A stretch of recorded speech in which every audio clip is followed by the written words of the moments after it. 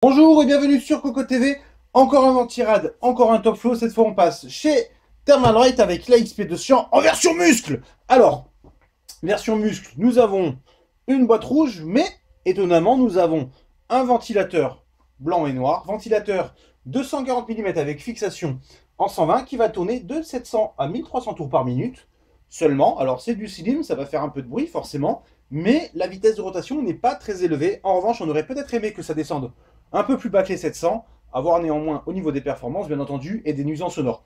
Performance par rapport à la taille du radiateur, qui mesure 60 mm de hauteur, ventilateur non compris, on rajoute 13 mm, 14 mm à peu près, ça reste quand même raisonnable, ça rentre dans pas mal de boîtiers compacts.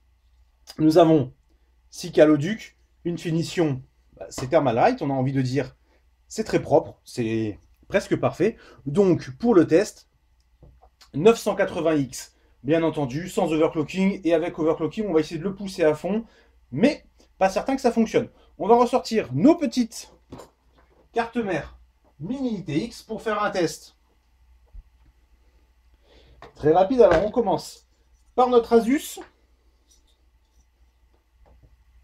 Alors, là, on voit à peu près, bien entendu, puisque c'est posé pas forcément correctement, que normalement, ça touche au niveau du PCI Express. Voilà, alors la base semble à peu près centrée. Là, ça ne passe pas. Et, comme ceci, ça devrait passer. PCI Express disponible, étage d'alimentation, pas de problème. Et au niveau de la mémoire, comme souvent, alors si on soulève comme si on voit, nous avons une découpe, donc on devrait quand même mettre de la mémoire, avec peut-être un petit radiateur.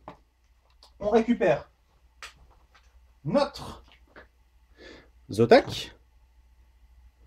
Et alors là, on fait très classique. On pose comme ceci. La mémoire, encore une fois, avec une encoche qui ne devrait pas être bloquée. Et si on pose dans ce sens, PCI Express bloqué. Donc, le choix est imposé. Donc, forcément, il n'y a pas vraiment de choix. Mais on peut l'installer a priori sur pas mal de configurations.